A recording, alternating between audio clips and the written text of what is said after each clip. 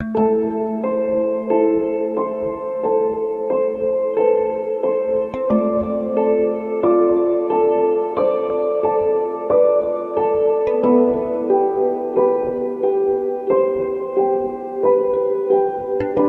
believe the impact of the first documentary was a lot of people who didn't really understand the situation, they have a better vantage point now. I think that we dehumanize the homeless very often, and I think that this particular documentary rehumanized them. You know, it brought them back to the situation where we can see them as people. Well, it started a few years back. I met a gentleman named Kurt, and I was driving, I don't remember where I was driving. It was in the morning. He was sitting on a bus stop bench by Davis Park in Modesto. And what had happened is I got convicted. I turned around, I came back through, and I asked him, you know, what would you like to eat? And I think he said McDonald's, if I remember correctly. So I drove over to McDonald's, I grabbed a few things, and I was feeling convicted because, you know, I was like, man, I always give these guys food and stuff, but I never sit down and share a meal with them. Let me sit down and share a meal. And so I bought me something, and I sat down with him and ate with him, just talked to him, asked him about his life, who he was. And there was a swarm of flies around him, you know, and as we're eating and we're sitting there, the flies are getting on my mouth, they're getting on my face and everything. And I'm trying to swat them away, and it's really bugging me, you know, because I don't really like flies. A lot of people don't like flies, you know. And then I started thinking, I mean, you know, they're just flying around my head.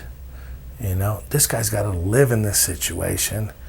And here I am, you know, thinking I'm this empathetic type of guy and all this stuff. And really, I'm just scratching the surface, you know.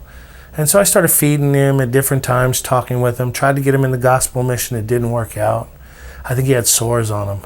He didn't want him to see him because he didn't want to go to the doctor. So I promised him I'd take him back home if he didn't check in. Took him home, never seen him again. And then I seen a young man by the name of Michael Scott. I was walking down the trail. I used to walk down the trail right there by Davis Park, like a block away, and it goes all the way to downtown just about.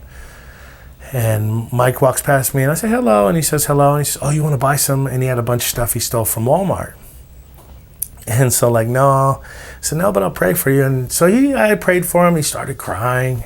It was, you know, really a different situation. And so I said, you know what, I know other people that'll pray if you want to tell them how you feel. And so I recorded him on my little phone, and he told him what he needed help with, and people started praying for him. Next time I seen him was when we started doing this video. You know, that's kind of what springboarded this whole thing is, you know, Kurt and Mike. And it was crazy. I mean, there was other, you know, factors involved too. It was crazy because the next time we seen him during the video, you know, during the documentary, I mean, you know, he's washing windows. He's not stealing no more. And that was a blessing, you know. So the more we did, you know, we met the gentleman who did all those years in prison. We met all these different people, you know, and it was mind blowing. You know, they had been dehumanized for so long. And they have been brought low for so long, and now here we are, we were able to, in a sense, rehumanize them. And that's what led to a bunch of different feedback. When people watched it, it really hit them in the heart. It really did, and they were just saying, you know, it brought me to tears. And grown men, you know. And so at that point, I just decided, you know, we're going to do a part 2.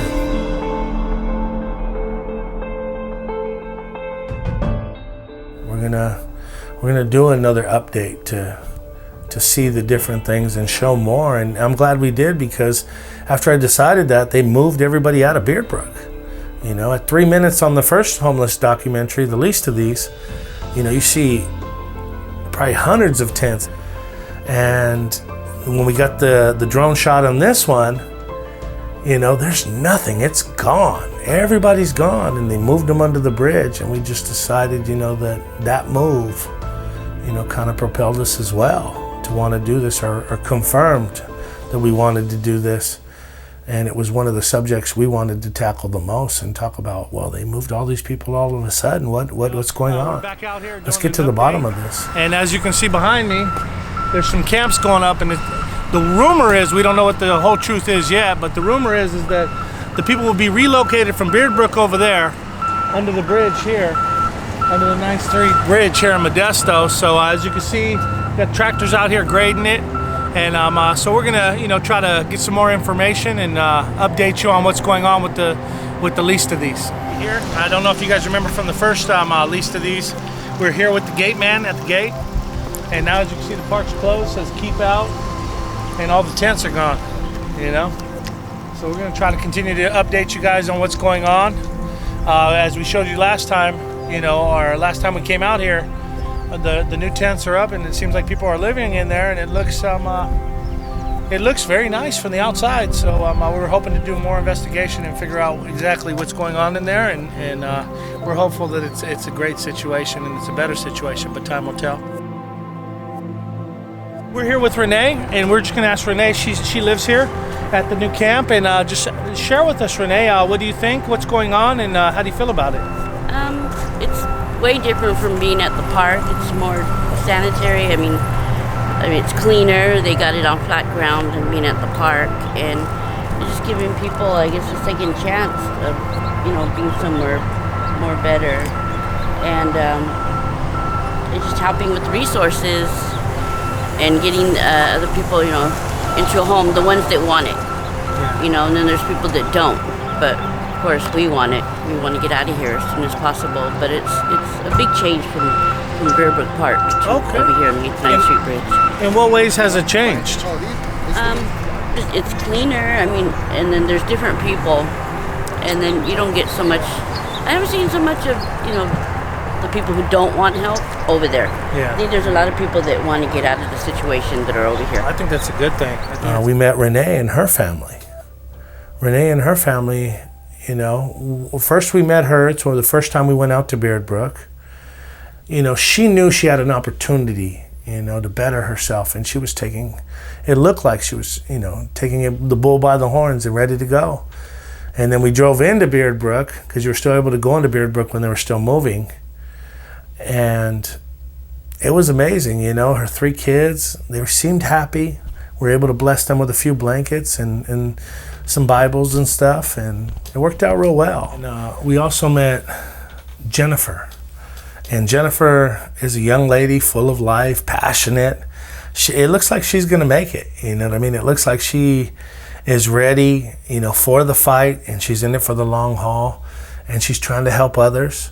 She's a very, very inspirational young lady. We here with Jennifer Jackson, and she's going to give us, the real about this place, and just kind of enlighten us on some things right now. So go ahead, Jennifer. You stay here, right? Yes, I live here. I am a resident here. Yeah. So go ahead, break it down. Well, I don't know what aspects you guys are looking for, but what I can say, more than anything, that God knows exactly what He's doing. I will tell you that. However, you have people here who want to try. You have people here who don't want to try. You have people here who don't know. At the end of the day, to be honest, I can say about 67% of the people that are here, only thing that they know is what they've been taught.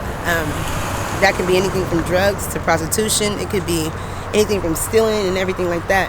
My outtake on it, a lot of people here don't want to try because they failed so many times. Once you fail so many times, you don't want to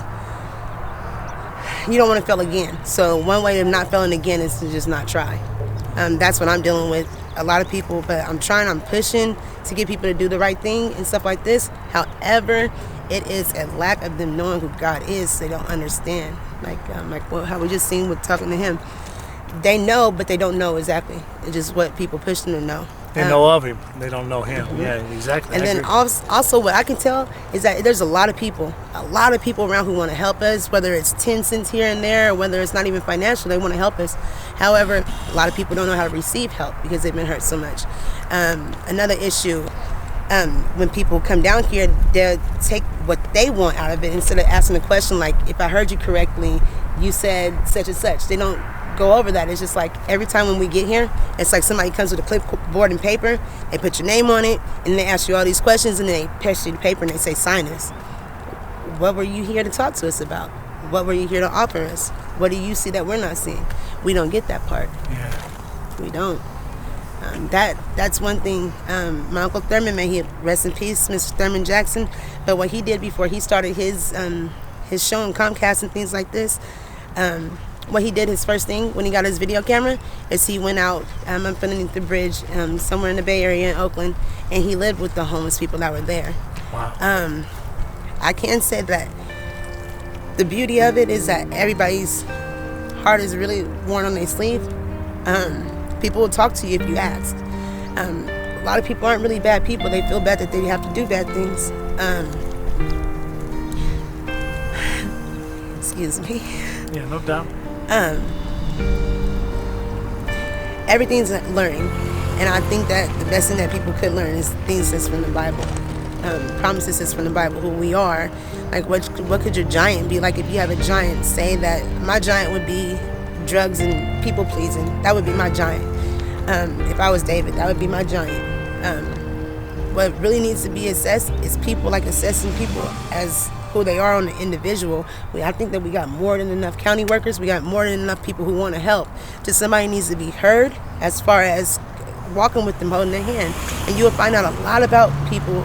And they say these homeless people are the homelessness. Categories or title gives you anything to talk about. However, these people are people. We are people. I agree. And it's just hard that when somebody comes and they come once, maybe twice a month or once a week, and you're talking to them and then you have like a rapport, and then when you see them again, they don't know what the heck you're talking about. They have no idea. I don't think that this is done purposefully. Everybody has their own life, but if we knew exactly who Jesus is, he don't change. We met an officer, who's doing a great job, firm but fair, and a lot of the people there love him for it, and it's a testament that if you do what's right and you love people, that they're going to love you, even though, society may believe that homeless people and officers are at odds all the time. In this particular case, they're actually good friends. I stay here in a tent by myself. Yeah. I do give a lot of kudos to an officer named Officer Hammond. He's awesome and amazing. Amen. I've seen him at his madness. I've seen him at his best, and just to see him shed tears and stuff like this, to come and let them know that he is human too, and he spends almost every day down here trying to help out. That's awesome. I really do. I really give him so much props. Yeah. We love Officer Hammond. Yeah, police get a bad rap a lot of times because it's a lot of good police. Yeah, it's a lot of good police. Don't be mad. Officer Hammond! And I'm here with Officer Hammond. He's one of the good guys. I know a lot of police get bad raps these days, but in this particular case, we've heard from the people in the population out here that don't have homes that this is one of the guys who is exceptional and is very helpful to the people. So just speak your mind. What's your take, man, with the situation, everything that's going on? Well, definitely it's a difficult situation, and there's a lot of moving parts to it. There's no black and white answer. There's no one solution to the problem. So some of the things that we see down here are, obviously mental health issues, drug addiction, alcoholism, maybe all three variations. Yeah. A lot of people do have money. They do have income here. We found that out. But yeah, they can't afford housing. Yeah. Right. So there's a lot of different reasons why people are down here. At the end of the day, I feel like we're all human beings. Yeah. And so my job, my role is to kind of, hold people accountable for their actions, because we can't have lawlessness, right? We got to have some law and order. Yes, sir. But there's a way to manage that. And so, it's not my job to come down here and hammer everybody, and because that's going to create more problems. But I can manage the population down here. And so there's some give and take. And like this young lady was saying here is, I'm firm but fair. People aren't going to get over on me, but I'm not going to let, too many people run around wild out here either. Yeah. Like, I'm going to hold people accountable. So it's kind of how people act towards me is the response they're going to get. So if they're cool and laid back and, honest with me, I'm cool with that. But if you're out here trying to victimize people and be a bully, it's not going to happen. There's a lot of good people down here, that's good to hear. It is That's what a blessing. it is. Yeah, because we heard a lot of stories at Beard Brook before this was going on. We did a number. The first one on there on the YouTube page that I gave you is about Beard Brook, I Street, Emerald, and Kansas, behind McHenry, and then down by the river. We went down there too, off the Tuolumne. And so, yes, ma'am. When I first moved here to Modesto, there's a couple of people. Yeah, we weren't doing right, but this Officer Hammond. And then you came to the park and you helped me. I'm still nice to this young lady, even though we have differences, we have different lifestyles. However, I'm applaud. I love every officer because of you. Thank you. So I really do. It's a big deal. You have a job to do and you execute it. Yeah. the best way possible, and I appreciate that. Yeah, well, thank you. I appreciate that. And I want to thank you, man. Yeah. Thank you, Mr. Hammond, man. Yeah. God bless you, man. I'm Joe, man. You got it. And I applaud you. Just keep it up. It sounds like that you have a good grasp on what's going on, and you have the right approach. And not everyone does. Not just police, but people in general. You know, just people. That's what people got to remember about the police, is that you guys are just people. So, like in everything, there's going to be good and bad and give and take. And but we do definitely want to give praise where praise is due, and those that are doing a fine job. And God bless you, man. Thank you. Thank you. I appreciate it. And Morgan is another one that we're blessed to interview. And Morgan just has a tremendous story as well. Been through a lot of different things. Many of you know that I drive Uber and Lyft, and it's just it's very, very interesting, the people you meet. It's like the perfect job to do research for what we're doing. And I met her, and the first time I gave her a few rides, she wasn't really feeling me, I think. And then slowly but surely talking with her and letting her see that my intentions were pure and I wasn't out to get her and stuff. I think she had a lot of bad experiences in life, and a lot of things happen, because people sometimes can be very evil. People can be very deceptive. People can take advantage of kindness. So she was homeless, out there, and some different things transpired. And I think you're going to enjoy what she has to say when she shares these things. Just tell us who you are, Morgan.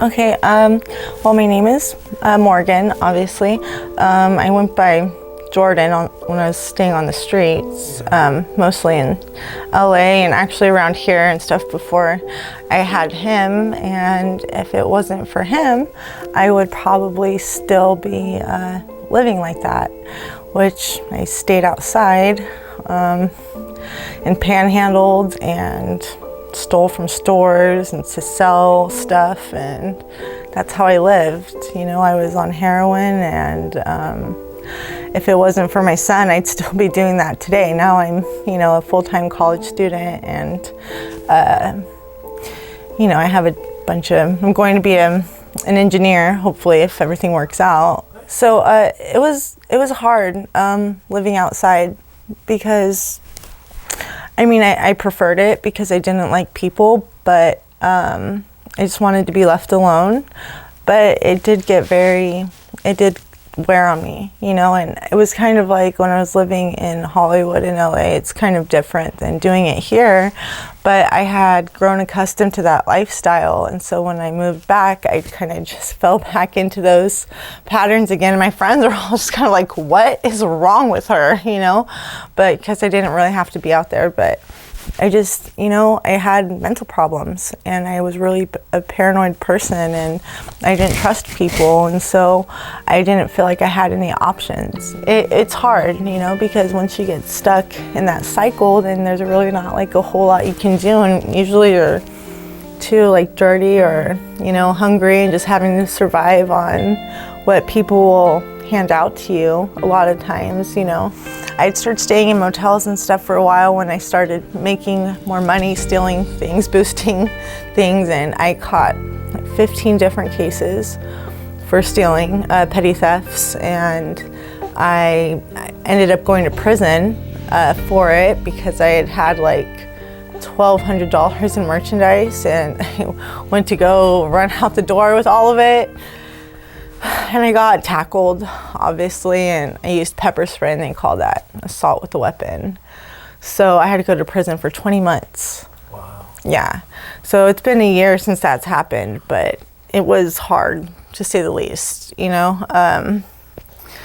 not a fun lifestyle. It's really, really not. And it is difficult because, you see everybody else, and it's just, I didn't feel connected with, anyone else. And I would just, once you start getting used to it, it's, and you kind of become like a bad person, not a bad person, but it's easy to get bitter, and to see everybody else, living their lives and being functional and have a warm and safe place to go to and not have to worry about their stuff being stolen, not have to worry about anybody touching them, not have to worry about any of that stuff, and it would make me mad, jealous sort of other people, and make me feel even more isolated. So it was hard. Big one now. I've seen it. Yeah, you feel better now? Yeah, look at that grin. Yeah. That's Kane. His name's Kane. He's my little angel. He's a little sweetheart. He's a blessing. He's nice. I didn't think I'd ever be able to say that word either, but I can now and not feel like bitter or, anything like that. But so, I don't know. I have like, even living out there like that, there were actually, I know I'm a lot more fortunate than a lot of other people who have to stay out there because, a lot of people did a lot of nice stuff for me. A lot of people helped me in a lot of ways, and it always made such a difference in my life at the time. And because it was really, really hard feeling alone and feeling like victimized and like nobody cares and not really having the resources to be able to do anything about it and not having the mental or emotional stability to even like think straight. It was really, really hard. But like I said, people were really nice to me and helped me a lot, and every little thing mattered, and helps me get through it. So it was like a dichotomy. There was some that helped and then some that hurt. Yeah. Right, yeah, and even still today, I always try to help people, because a lot of people have helped me. So I always try to, help people out and do what I can for... So let me ask you, what are some of the ways people can help people out there? And what are some of the ways maybe people helped you when you were out there? So they can better understand what helps and what doesn't, at least from your perspective. Well, I would say, just little things, I guess. People not running you off if you're like just sitting somewhere trying to mind your own business or whatever. That was like the worst part. It was so embarrassing because, you'd just be posted up somewhere and then it'd be like a place that you're not allowed to be, and people can be like really mean, about it. But it's kind of like,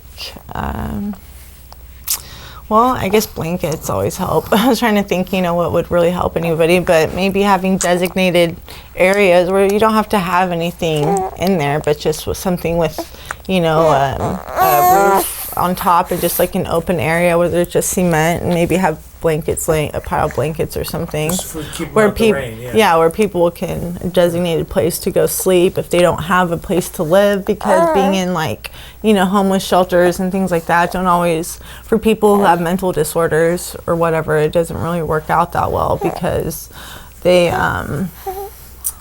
because they're not going to go to a place like that, and usually a lot of people who won't seek help from resources usually do have either mental problems or drug problems or a combination of both, because they usually go hand in hand. So, as you can see, Morgan has been through a lot of things, like I initially said, and the most amazing thing is her love.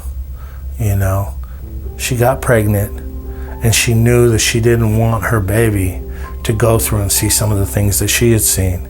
So she knew she had to get out of that situation. And she kind of just got on her feet and did it, which is pretty amazing. But when you have the proper motivation, I think that you can accomplish great things.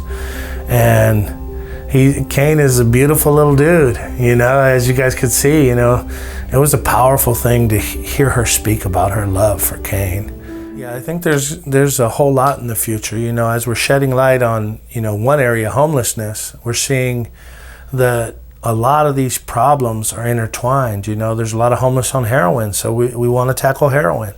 There's a lot of homeless who had been in prison and on heroin, so we're next, life after prison should be done probably within a month from when this one drops. There's heroin, there's prison, there's the sex trafficking. That's a big thing out there in the homeless community. And it's in the homeless community, it's not as the traditional, like a brothel or like a massage parlor or like a truck stop. They kind of just rule over the ladies. Several people told me, you can't even be out here without a man. One lady told me, she had been raped 6 times, and that was not how many times they attempted. that was how many times they completed it. She couldn't go to Beard Brook at night without a short sword or a machete, she told me. Now, we didn't, that was a conversation I had on a Lyft and Uber ride, but it just blew my mind, and it confirmed what I had already heard, which was, you can't survive without a man. I thought it was innocent. I didn't think it was rape. But, just some of the things they said, the men do what they want with the women out here. Kind of brought more light to information I already had. And then from there we can venture off to the truck stops or the massage parlors or the whatever it may be. Same thing with not just life after prison. I used to work in CYA, a lot of people know, For years we broke records with Project Impact. It was developed by term life prisoners in San Quentin Prison who the governor said they wouldn't get out without a tag on their toe. I just talked to Buck from Fillmore, who kind of does a lot of coordinating for that. They're going to have a banquet. He gave me permission to interview the lifers at the banquet when they have it. So life after life in prison is coming. We worked with kids in CYA. I know a bunch of kids that would love to tell their story. Life after CYA. Me and Mario and other guys I know were on the run for a long time. Life after life on the run. So there's a whole bunch of different things that I want to explore and share and shed light on. In some ways to warn young people, about paths you may take and where they may lead. In other cases like homelessness, maybe to help create empathy so people will want to help other people who are in situations.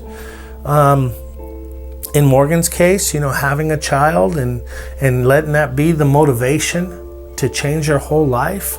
How, maybe a child isn't such a bad thing in a bad situation. Maybe it gives you the motivation to completely change. Just share perspectives that are often shunned and not considered, and maybe shed new light on situations, and just to help society be a better place,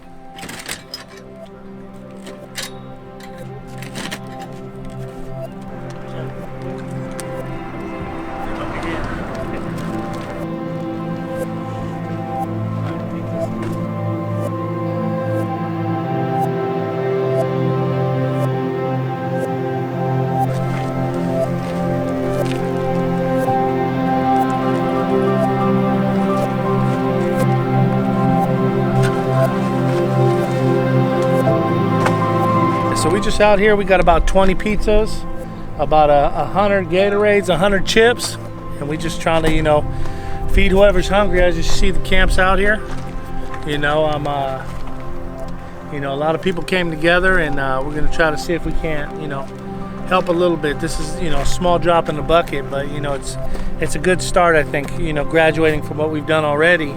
And we're just trying to do a little bit more, each time, or just something else, that might help a little bit. You never know what the results are going to be, so we're hoping that, people are really hungry. It's a lot of pizza, and we hope that they come and they take it all, man. That's our goal, is that they come and they eat all the pizza, man.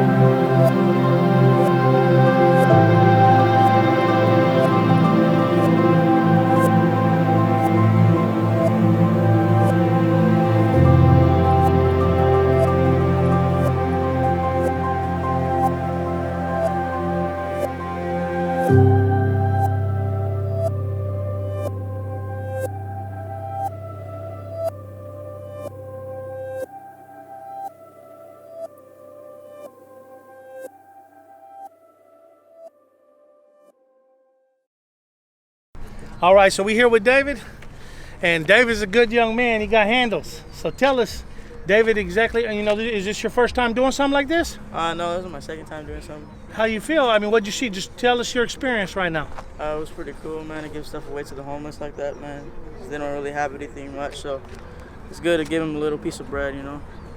Okay, that's what's up. Anything else? Just I hope they get better in their lives and participate in other stuff, and you know, just make sure that Christ is with them all the time. Amen. So, all right. We're here with Miss Elizabeth. Uh, So just tell us what you've seen and what you thought. I thought it was like, I don't know, you see a variety of different people, like, it just really shows you, it really just goes to show how, like, anybody could end up in this situation, like, doesn't matter what they look like or seem like, you know? You see, like, a variety of different people, like, with a bunch of differences, like, they're, like, drastically different, but, like, they're all in the same situation, and it's just, like, I don't know, amazing. Okay. So we over here with Carlos, and we're gonna get Carlos's point of view. Just tell us what you feel, man. Oh man, it's a blessing to be out here doing what God wants us to do, you know, and serving the Lord, especially with my kids here, my friend San Joe, and all of us here was a blessing, man. And you know, God is good. He's continuing to take care of people all over the place, all over the world, and I'm just blessed to be here right now. I seen a lot of people in need, and that's what we're here for, is to supply them food and feed them, tell them about God, give them Christ. Okay, that's it. I thought it was just important for the people here who were homeless just to know that there are people who care about them and will do anything that we could do to help them. Okay, that's good. That's good. Yeah, man. So this is what we doing, man. We trying to teach our kids first, you know, me and my friends, you know, that when you have and others don't, sometimes you share what you have. And it starts at home. You can't tell other people how to do stuff unless you're willing to get out there and you're willing to, you know, get your hands dirty as well. So we know the kids, they do what they see rather than what they're told. So we're trying to show our kids, you know, how to help, you know, what's right and what's wrong. And to us, this is right. When we see people that are hungry, we try to feed them, you know. But God bless y'all, man. And, you know, it's us again, What's in Family Outreach. Much love, y'all.